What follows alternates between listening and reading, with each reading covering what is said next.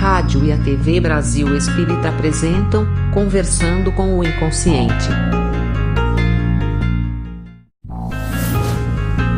Apresentação: Gerardo Campana.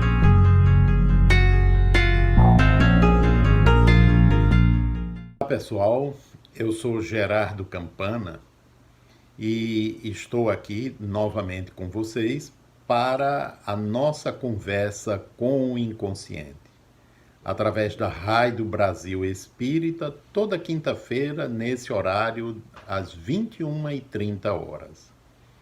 A semana passada eu abordei um tema que eu acho que mexeu com muita gente. E eu estou falando isso porque recebi, através do WhatsApp, várias perguntas, né, relacionadas com o tema que foi: qual o propósito do sofrimento em nossas vidas? Uma das perguntas foi: você falou que a autoestima, uma parcela do sofrimento pode estar vinculada à autoestima, mas de que maneira a autoestima pode levar ao sofrimento? Outra pergunta foi: como é que, se eu sofro por conta do meu orgulho, né, eu sou responsável por esse sofrimento, uma vez que eu nem percebo direito o orgulho, né? Outra pergunta foi: como é que o sofrimento pode estar ligado com a autoimagem, né?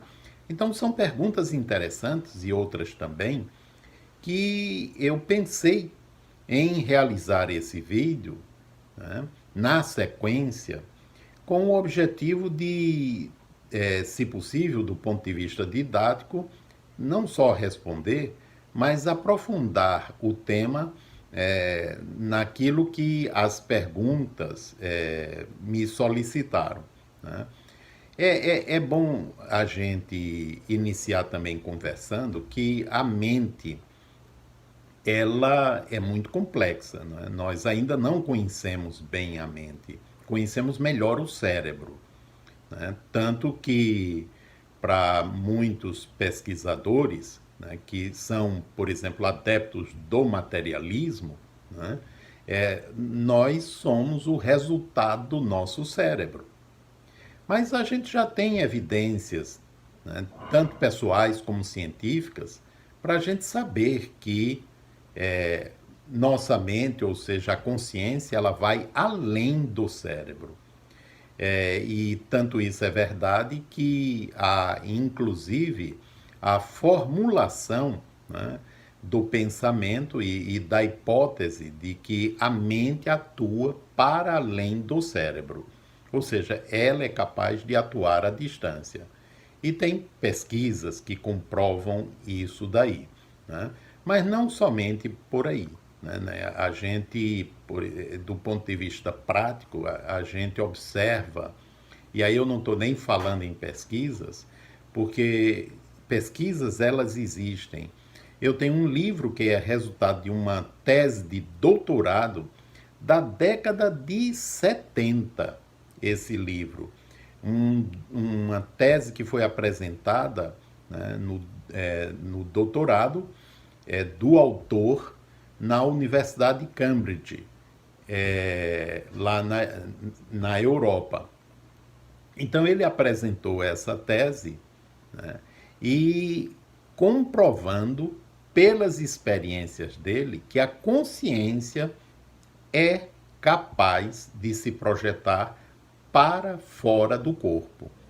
Ele não entra na questão de o que é que se projeta. Ele apenas comprova, né, pelas evidências, por todas as pesquisas que ele fez, os estudos que ele fez, que a consciência é capaz de se projetar fora do corpo e atuar fora do corpo, né? E a gente hoje tem muito mais evidência a respeito disso, mas esse não é o nosso tema. Eu estou abordando isso porque eu não me coloco entre aqueles que são fisicalistas, ou seja, materialistas, que acreditam que tudo que existe é matéria, né, e que o nosso eu é resultado das funções cerebrais. Eu me coloco ao lado daqueles que, pelas pesquisas, né, já levantam como uma hipótese muito plausível que o nosso eu, ele não depende do cérebro para existir, né? Que ele vai além disso.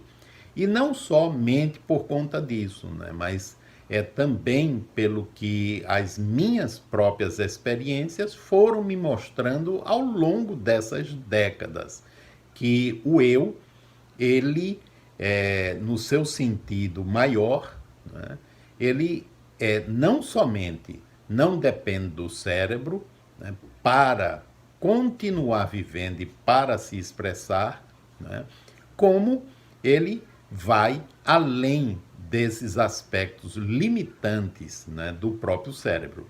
Quando eu digo não depende do nosso cérebro, é óbvio que eu não estou me referindo a essa situação em que nós estamos utilizando um corpo físico para a gente se relacionar, né, no nível em que nós estamos vivendo. Eu estou falando que a nossa mente, ela atua para além dos limites que o cérebro impõe, porque obviamente o cérebro impõe limites para a mente. Mas esse não é o nosso tema, se bem que esse é um tema interessante e a gente poderia, né, comentá-lo com argumentos não só interessantes, mas argumentos também do ponto de vista da hipótese científica, né? Mas o nosso argumento hoje são as perguntas que foram formuladas pelos internautas, por aqueles que acompanham o programa, né, e que me conhecem, tanto que mandaram a pergunta, as questões pelo WhatsApp, né. É bom frisar, antes da gente entrar propriamente nas respostas das perguntas, que a nossa mente ela é formada por diferentes instâncias. A mente ela não é uma unidade, é uma complexidade. Ou seja, nós somos uma multiplicidade de instâncias interagindo.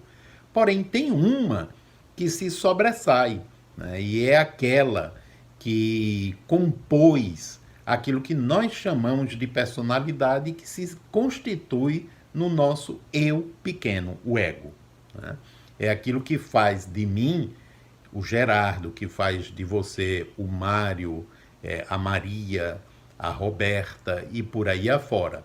Então, essa instância é a instância mais superficial. Mas nós temos outras, inúmeras outras instâncias. E nesse universo psíquico, nós temos instâncias tanto resolvidas, que evoluíram com o nosso desenvolvimento psicossocial e intelectual, né?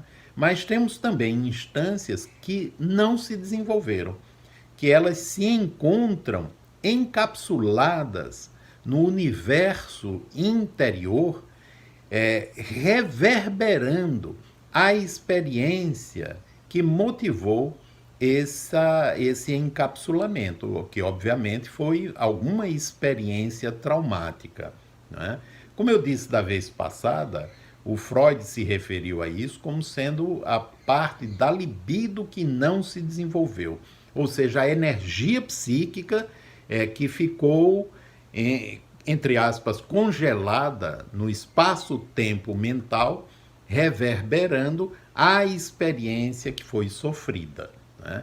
E esse construto, né, ele tanto colaborou para a formação da personalidade que nos caracteriza, como ele, quando tocada, os filamentos de superfície vêm à tona, mas não vêm sob a forma de memória, vêm sob a forma de reações, né?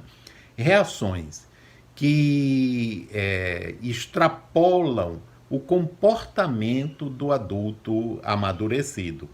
É tão comum, são tão comuns essas reações, essas emergências de núcleos não desenvolvidos, que parece normal, né? E se pensa que isso é do adulto também. É do adulto, mas do adulto cuja criança interna não se desenvolveu, ou que pelo menos uma parcela da criança não se desenvolveu. Ou seja, uma área psíquica, uma instância psíquica ficou presa em alguma história emocional, vivencial lá do passado. E isso influi sobre a atualidade e causa sofrimento. Tanto causa sofrimento no varejo como causa no atacado. O que é que eu estou chamando de varejo e atacado? No varejo é aquela sensação que emerge de vez em quando. É aquilo que está ligado a formas de pensamento e emocionais, né, que, vez por outra, né, às vezes sem a gente nem perceber o que motivou, vem à tona. Ou então que estão no dia a dia presentes, né, nublando, né, a possibilidade da gente estar bem. Ou no atacado, quando aquilo vem com toda a sua carga emocional e toma conta do ego, se apossa do ego, que passa a agir mobilizado pela instância psíquica que estava oculta, né, até momentos antes. E aí, depois que passa a situação, a pessoa inclusive se pergunta, né? Puxa vida, como é que isso foi acontecer? Né? Por que é que eu reagi dessa forma? E ela não entende, porque passou aquele núcleo, entre aspas, se recolheu, né? Voltou para o escaninho da mente onde ele se situa, e as instâncias mais desenvolvidas puderam, né, estabelecer uma reflexão, uma crítica com relação ao ocorrido. Né? Mas isso aí tanto engloba área emocional, engloba área mental. Eu estou fazendo essas distinções didáticas porque a mente ela não funciona assim através de compartimentos separados. Né? A mente ela é dinâmica e as diferentes instâncias elas reagem, interagem, né, de uma forma bem mais complexa e integral do que possamos imaginar. Né? Mas eu estou separando para a gente poder se entender, para a gente poder conversar. Então isso engloba a área emocional, emoções, sentimentos, os afetos, né? E a área mental, pensamentos, imaginação, as crenças que estão na área do pensamento e estão vinculadas à imagem. Né? Então, se eu for abordar isso, por exemplo, do ponto de vista de Stanislav Grof, um psiquiatra tcheco, radicado nos Estados Unidos há muito tempo, um pesquisador, um cientista da mente, que estabeleceu inclusive uma teoria a partir desses estudos, né, que são as matrizes perinatais, que ele encontrou, né, trabalhando com pessoas, pesquisando com pessoas, utilizando tanto a respiração holotrópica como substâncias como o LSD em pesquisas controladas, né, ele encontrou muito material relacionado à vivência de útero e de infância também, como encontrou material de vida passada. Então, ele estabeleceu a sua teoria das matrizes perinatais, 1, 2, 3 e 4. Né? E essas matrizes, através do conhecimento dessas matrizes, ele estabeleceu toda uma teoria através da qual ele pretende explicar muito do nosso comportamento, das nossas reações e do nosso próprio desenvolvimento, inclusive das patologias. Quem tiver interesse em se aprofundar, tem os livros do Dr. Stanislav Grof, que são fáceis de serem acessados através da internet. Né? Mas essas pesquisas, elas evidenciam um contexto no âmbito do inconsciente, do conjunto informacional que engloba emoção, engloba sentimentos, engloba imaginação, engloba pensamento. Né? Então, a emoção negativa, por exemplo, vinculada a um determinado mandato mental. Então, esse mandato é fortalecido pela emoção e a emoção é vitalizada pelo mandato negativo. A pessoa no campo da consciência nem percebe isso, ela não sabe da existência desses núcleos, né? Porque o ego ele está nadando na superfície do oceano, que é a totalidade do nosso ser. De vez em quando ele dá um mergulhozinho, mas como ele não foi treinado para isso, ele não consegue mergulhar profundamente, ele não consegue ir às substâncias do psiquismo, né, que estão nos níveis mais profundos do ser. Então, como ele está nadando na superfície, qualquer marola o assusta. E as ondas mais fortes, então, produzem o pânico, né? Mas o oceano é ele próprio, né? Ele é só uma instância desse oceano. E os conteúdos que estão lá dentro desse oceano, nas suas profundezas, também fazem parte dele, né? À medida em que o ego, porque quem tem que fazer esse trabalho é o ego, à medida em que o ego vai avançando no conhecimento dessas instâncias, que ele percebe que ele é muito mais do que só os pensamentos que conhece, as emoções que identifica, as imagens que já estão no consciente, ele percebendo isso com mais clareza, ele vai se tornar aquilo que ele deve ser, né? Um aventureiro de si mesmo, jornadeando pelos desfiladeiros do seu universo interior, né? E aí, em lugar de ser uma situação ameaçadora, será uma instigante aventura, um desafio motivador, né, que fará com que o ego ele se transforme num psiconauta, utilizando o termo do Groff em seu último livro, que está para ser lançado aqui no Brasil em português, ou seja, um psiconauta, né? O astronauta do seu universo psíquico. E isso é fabuloso, né? Porque à medida em que a pessoa ela tem essa informação, ela desenvolve uma metodologia de autoinvestigação, ela vai se tornando mais senhora de si, das suas emoções, dos seus sentimentos, dos pensamentos. Já não fica mais aquela coisa quando a pessoa chega e diz, puxa vida, né? Eu só queria me livrar de certos pensamentos, não é? Eu não consigo parar de pensar. Por que é que a pessoa diz isso? Porque ela não sabe, e não sabe mesmo, que é possível educar a mente, que é possível treinar pensamento e imaginação, que é possível reeducar a emoção, né? E não sabendo disso, ela não vai nem em busca do que pode ajudar. Ela simplesmente fica tentando encontrar meios de se livrar daquilo que a está incomodando. E aí o que é que acontece? Lembram, vocês que vêm acompanhando o programa Conversando com o Inconsciente, aquilo que eu disse de outras vezes, como o inconsciente não conhece o não, quando eu tento me livrar, eu estou rejeitando.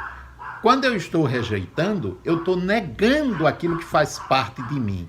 E aí o inconsciente energiza aquilo que eu não quero mais. Energiza e faz com que fique retornando. Não faz isso o meu próprio inconsciente no sentido de me maltratar, de me fazer sofrer. O objetivo não é esse. Faz isso porque está convidando para a resolução, né? É pela repetição que eu vou terminar encontrando os meios para resolver aquilo que emerge, aquilo que vem à tona, que no campo da superfície provoca sofrimento. Então, eu posso ter sofrimentos por conta desses núcleos que estão no campo de profundidade, que vêm à tona, né? Para citar um exemplo disso, né? Uma pessoa que ela sofria bastante, né? Bastante, em função do medo de multidão, né? De multidão, Ela não suportava estar no local onde estivesse muita gente, porque ela entrava em pânico, né? Então ela vivenciou duas experiências num trabalho de regressão de memória. A primeira experiência dizia respeito à infância. A mãe estava... A infância não, a vida intrauterina. A mãe grávida dela, né, passou por uma experiência extremamente desagradável num local público. Num local público. Aquilo a constrangeu demais a ponto dela, a partir daí, durante toda a gestação, evitar qualquer lugar que tivesse aglomeração. E não era tempo de epidemia, né? Já faz muito tempo isso daí. Passou a evitar.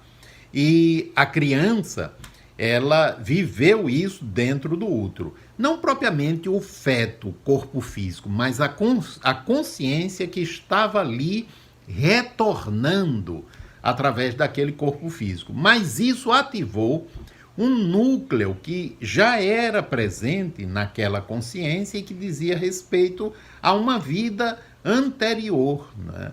Uma vida em que ela foi presa, acusada injustamente e foi levada à forca, né, por conta daquela acusação. E ela estava sendo levada para o cadafalso, né, passando pela multidão, e a multidão gritando, né, contra ela.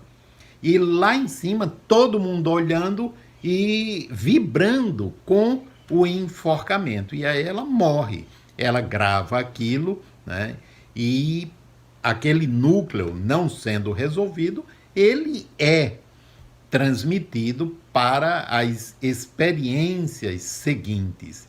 E foi isso que ocorreu. Após ela reviver as duas experiências, né, aquele processo que, do ponto de vista psiquiátrico, é a agorafobia, né, ele cessou. Né, ela conseguiu se localizar no meio de uma multidão. A princípio veio alguma coisa dos resquícios ainda do condicionamento, mas ela pôde pensar diferente, porque isso é que é o fundamental. Pensar diferente. Ela disse, não, espera aí um pouquinho, esse povo não está me ameaçando, né? Aquilo já passou, não é mais de agora, já passou. E ela superou, ela venceu toda aquela dificuldade, né? Ou uma pessoa que, por exemplo, toda vez que ela ouvia um sino tocar, né? Ou melhor, desculpe, né? Quando ela escutava aquelas sinetas, ela simplesmente entrava em pânico, né? Ela se apavorava, saía correndo, pedindo socorro. E depois que perguntavam para ela o que é que tinha ocorrido, ela disse, não sei, né? Eu não sei. Simplesmente, quando eu ouvi aquele sino, eu entrei em pânico, como se estivesse correndo um grande perigo. Num trabalho também de psicoterapia, utilizando regressão de memória, ela reviveu uma experiência em que ela estava dentro de casa, era uma zona rural, e a casa dela estava pegando fogo. E antigamente, em determinadas cidades, se tocava um sino quando estava ocorrendo um incêndio, né? E ela ouviu o sino tocar, o pessoal correndo para tentar apagar com baldes de água o incêndio, mas ela terminou por falecer, escutando, sofrendo as queimaduras, né? Morrendo queimada e escutando o sino. Aquilo ficou marcado. Então, a primeira vez que ela ouviu um som semelhante àquele dali, tocou naquele núcleo existente no seu inconsciente, e o conteúdo de pavor, de dor, né, de pânico veio à tona. A memória, não. A memória integral, não, da experiência. Mas o pavor, o pânico veio à tona. Depois que ela reviveu, aquele personagem foi auxiliado, aquela morte foi resolvida, todo o pavor desapareceu, né? Todo o pavor. Então ela estava sofrendo por um núcleo inconsciente. Esses núcleos inconscientes, eles podem ser da vida atual, ou eles podem ser de vidas anteriores. Vida atual compreende o aspecto biográfico, o período biográfico, que é do nascimento em diante, pode ser o período da experiência de nascimento, do parto, ou da experiência intraútero. Então, tudo isso compreende aquilo que nós chamamos de vida atual. Mas esses aspectos que compõem áreas não desenvolvidas, encapsuladas, né, no universo do nosso inconsciente, eles influenciam, né, no processo reencarnatório, quando a gente vem para cá, para uma nova experiência, através da interação inicialmente com a mãe e através da mãe com o meio ambiente, na vida intrauterina, e depois do nascimento, não é? Através da interação com o ambiente, pai, mãe, as figuras que fazem parte, e o ambiente de uma forma geral, alguns desses núcleos, eles podem ser excitados e o campo de energia dele vai influir na formação da atual personalidade, né? Porque em cada existência a gente constrói um novo ego. Esse ego tem algo do antigo, né? Ou dos antigos, que é como se fosse um perfil psicológico, né? Que a gente vem trazendo com a gente, porque a gente não vai ser muito ou extremamente diferente, né, do ponto de vista psicológico daquilo que a gente foi. Mas diferentes seremos, né, porque a gente precisa recomeçar para que o recomeço crie as possibilidades de reformulação, de reeducação, né? A gente precisa passar pela experiência de bebê, de criança, de adolescente, para que através dessas etapas e das subsequentes, a gente tenha a oportunidade de lidar com os aspectos que passaram a fazer parte da personalidade, ou seja, da área mais superficial, como a gente, através desse campo e dos padrões de personalidade, a gente possa também se conectar com os núcleos mais profundos que precisam ser resolvidos, e aqueles que estão em estado potencial e que são positivos possam eclodir e se transformem em conquistas positivas, porque nós não temos, é bom frisar isso, somente núcleos negativos, né? Núcleos dolorosos e traumáticos. Nós temos muito mais potenciais positivos a serem desenvolvidos.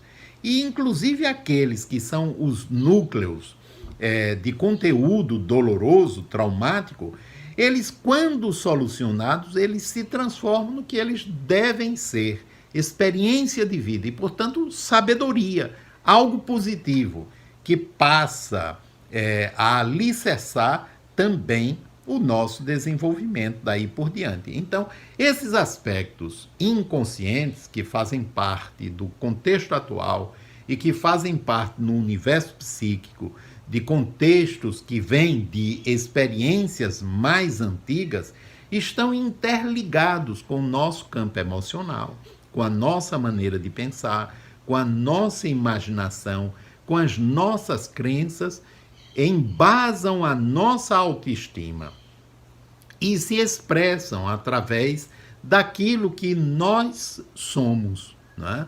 No campo de superfície, porque aquilo que nós somos no campo de superfície muitas vezes não expressa a realidade do nosso mundo interno e a gente nem sabe disso.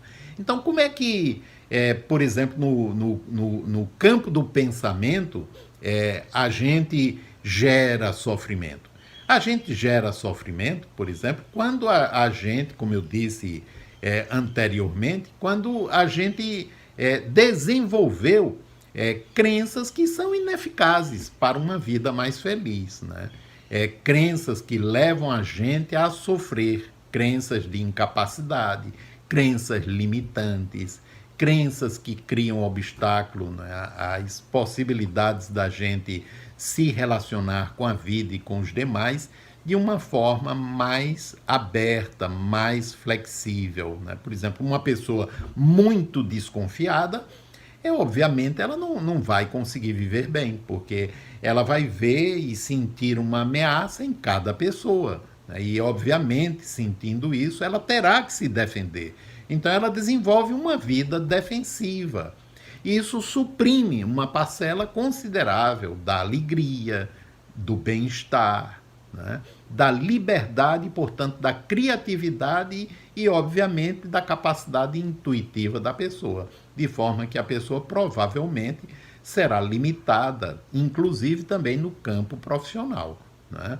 A pessoa conseguindo perceber isso e conseguindo se libertar desses padrões, reeducando-se, né, para uma maior flexibilidade, uma maior confiança em relação à vida, obviamente ela vai viver muito melhor. E essa maior confiança não significa ausência de cautela. Eu não estou falando de ir para o oposto, né? Nem 8, nem 80. Né?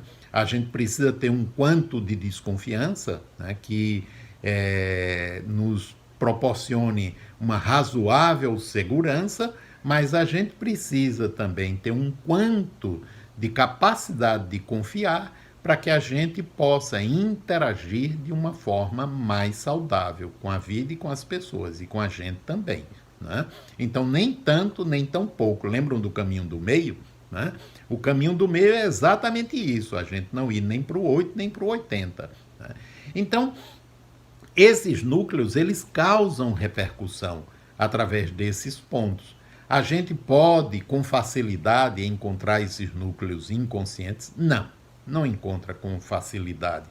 Porque nós mesmos, não na área consciente, mas na área inconsciente do próprio ego, a gente cria defesas para que a camada consciente do ego não entre em contato com essas instâncias que são dolorosas, né? Que estão nas áreas mais profundas do nosso ser.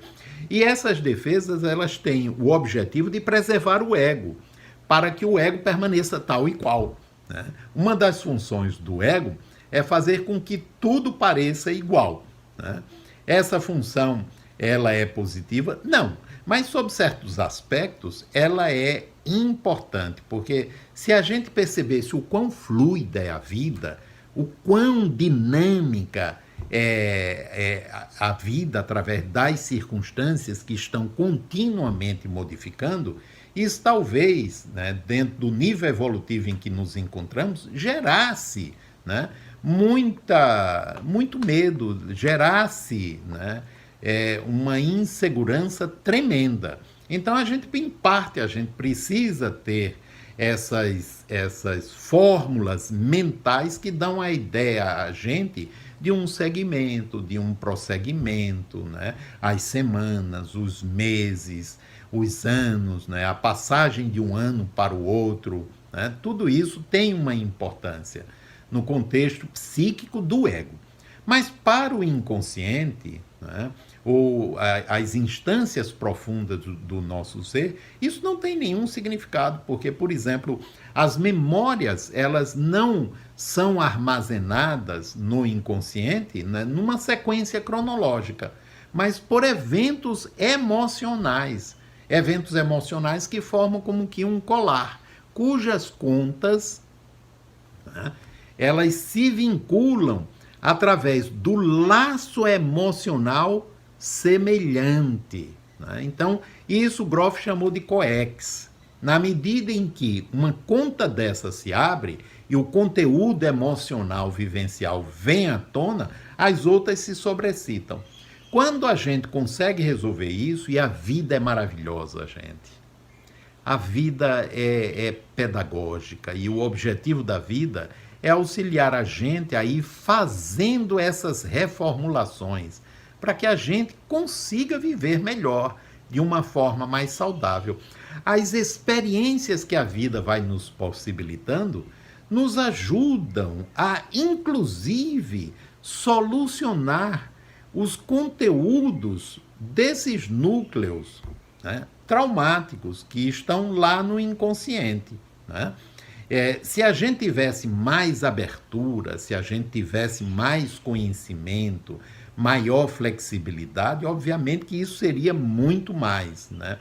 Mas na camada superficial do ego, a tendência, como eu falei, é manter a sequência, né? É criar a ilusão de que hoje ele está sendo uma decorrência e está igual ao ontem, e o amanhã nós vamos encontrar tudo que hoje faz parte, né, da nossa vida. Então, o ego ele cria essa ilusão.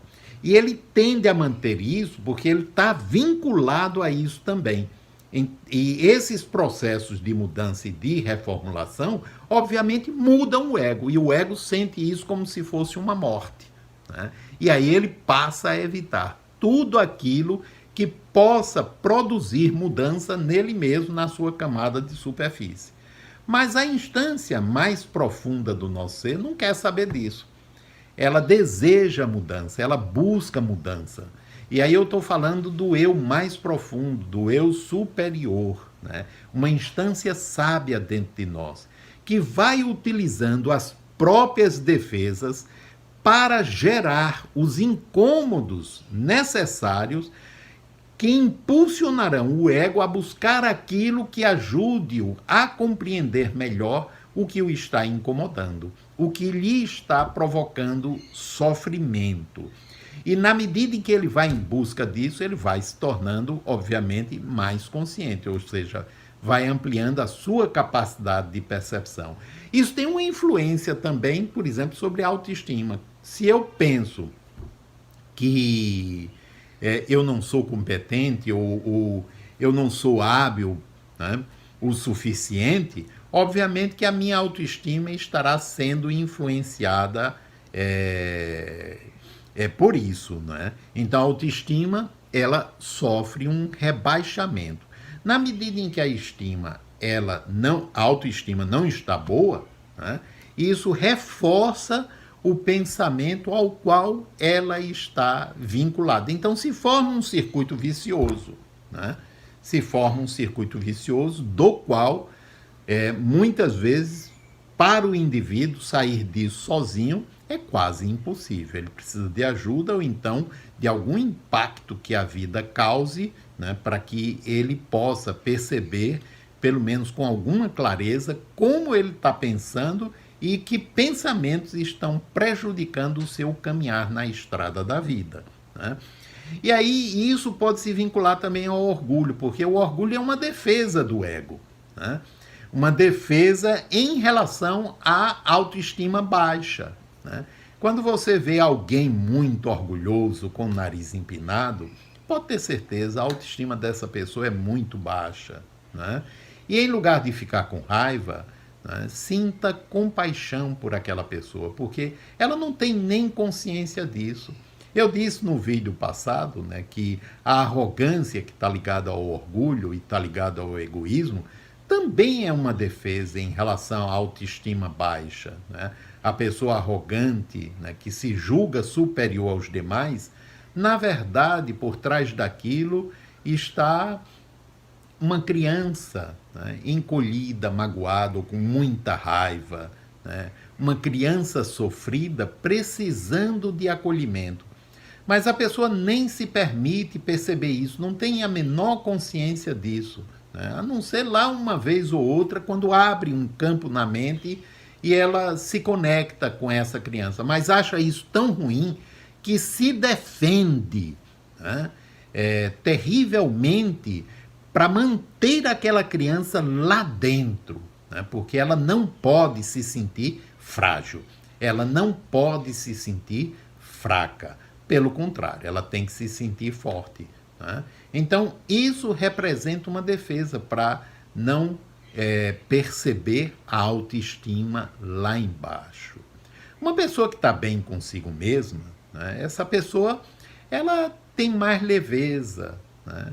Essa pessoa ela é mais sóbria, né? Essa pessoa é mais conveniente, essa pessoa é mais respeitadora, essa pessoa é mais acolhedora, ela é capaz de lidar com as diferenças, porque estando bem consigo mesma, ela consegue perceber que ela é formada por diferentes aspectos e que tem aspectos dela que não agradam muito, mas que mesmo assim ela é capaz de acolher. E ela tem uma boa autoestima por conta disso, porque ela desenvolveu amorosidade para consigo mesma, né? E através dessa amorosidade, ela acolhe as instâncias que ela já percebe e que não a agradam muito, né?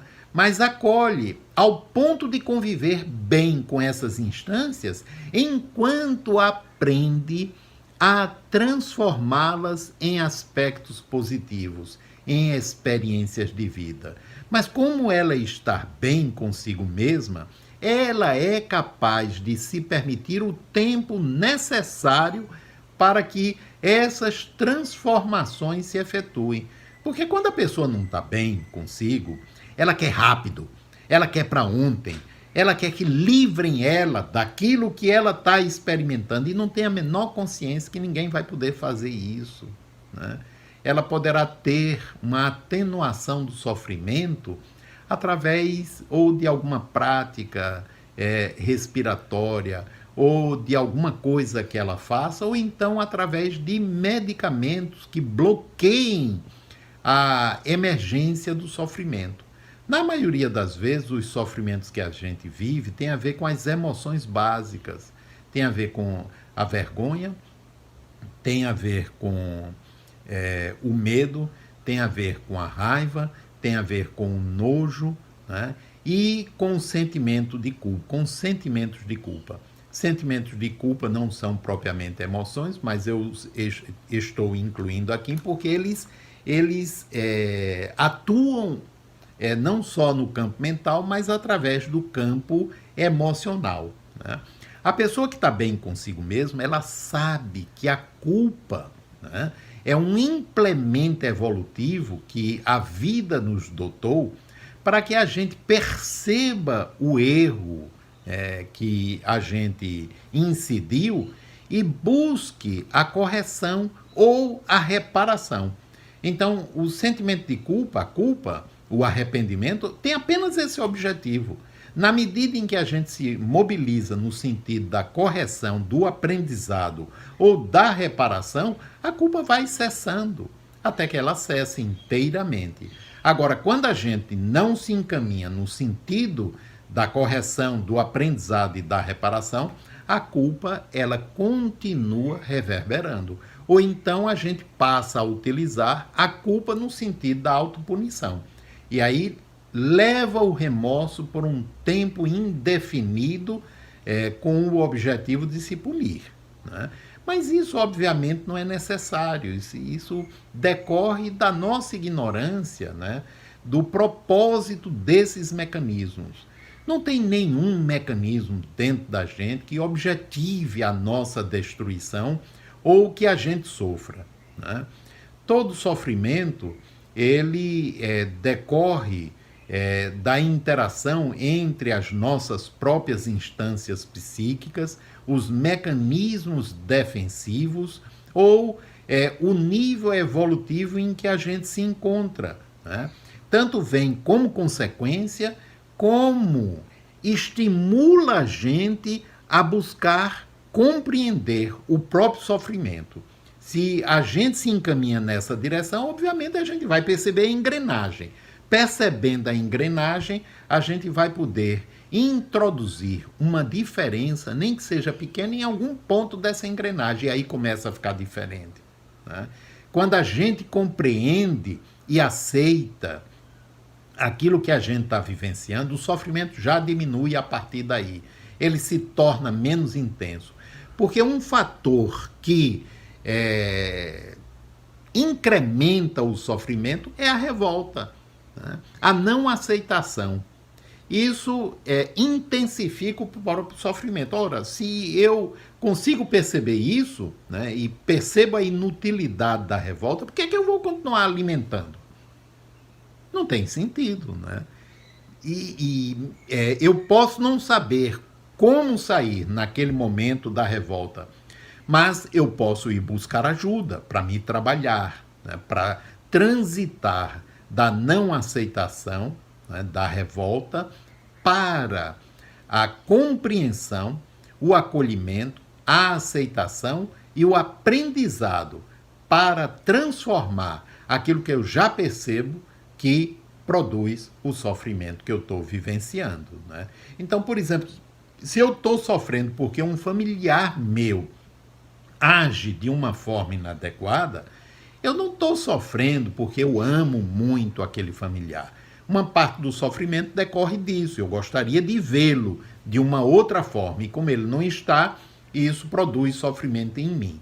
Mas quando esse sofrimento é muito intenso e continua reverberando no dia a dia, eu estou sofrendo porque não estou conseguindo mudar o jeito de pensar, de funcionar e de ser do meu familiar. Porque eu quero vê-lo de outro jeito, né?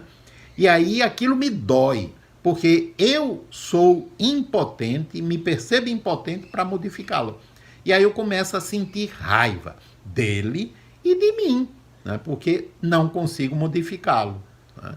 Então, se eu percebo isso e eu me trabalho no sentido de limitar-me às minhas possibilidades, ou seja, eu não posso mudar o meu familiar, mas eu posso compreendê-lo, eu posso amá-lo no jeito em que ele funciona e eu posso, através do acolhimento, né, proporcionar a ele o afeto que talvez ao longo do tempo o ajude a refletir melhor. Muito mais do que a minha insistência. Não, isso está errado. Não, não é por aí. Puxa vida, você só vive fazendo besteira.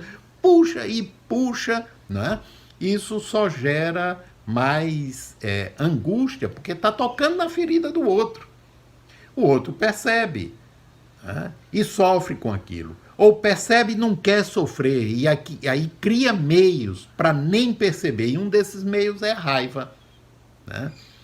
Ou seja, são mecanismos, né, que fazem parte do nosso funcionamento que tem a ver com maneiras de pensar. Essas maneiras de pensar, elas estão alicerçadas em emoções que, por sua vez, estão ligadas a padrões de personalidade, né, que, por sua vez, fundamentam-se ou alicerçam-se em núcleos inconscientes que estão inseridos no contexto do nosso universo psíquico mais profundo e que tem a ver com experiências antigas, sejam de ontem, de infância, de nascimento, vida intrauterina ou vidas passadas, né? Se você, por exemplo, não considera a vida passada como sendo algo real, não tem importância, né? Não tem importância. Você pode se trabalhar em relação aos aspectos da vida atual, que é passado também. Agora, lembrando que todo o passado, todo o nosso passado é presente, como arquivo mental. Então, se eu estou sofrendo pelo passado, eu estou sofrendo porque não sei lidar com o meu arquivo mental, né?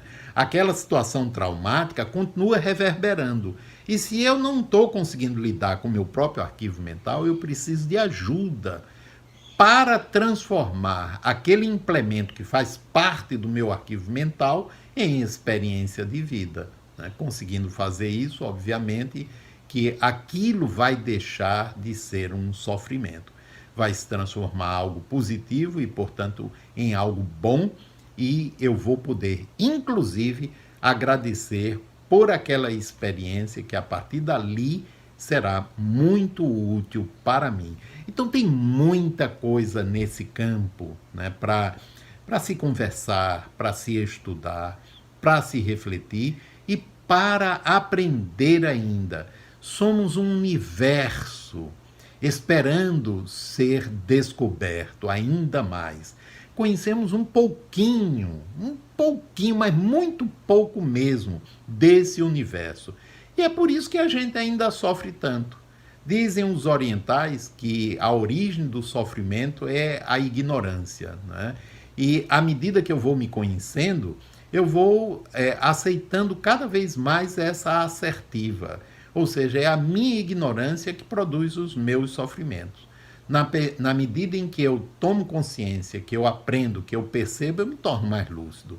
E mais lúcido eu vou poder escolher com lucidez e coerência o caminho melhor, através do qual ou pelo qual eu vou transitar, né, na estrada da vida. E, obviamente, isso vai fazer com que o eu pequeno, no campo da personalidade, o ego, estabeleça conexões e passe a conhecer as outras instâncias e ele se torne um gerente hábil, um gerente capaz, né, de gerenciar todas as outras instâncias, ou pelo menos aquelas conscientemente já conhecidas, né? E esse gerente é o que vai fazer a intermediação entre os diferentes condôminos do psiquismo, do qual ele faz parte, que sou eu, na minha totalidade. E aí eu estou me referindo ao eu maior, né? Do qual a gente, de vez em quando, é que tem um vislumbre, né? Um vislumbre. E esse eu maior que eu estou me referindo não é o espírito propriamente dito, não é. Né? Porque a gente sabe, através das mediúnicas, né, que no mundo espiritual, aqueles que se situam num plano evolutivo semelhante ao nosso, ou um pouco mais, ou um pouco menos, ou semelhante, eles funcionam de modo parecido com o nosso. Então, eles ainda estão formados por diferentes instâncias e ainda tem ego, né? A gente não vai precisar fazer com que o ego desapareça, anular o ego. O que a gente precisa é treinar o ego, para que o ego se torne o eu capaz de se observar.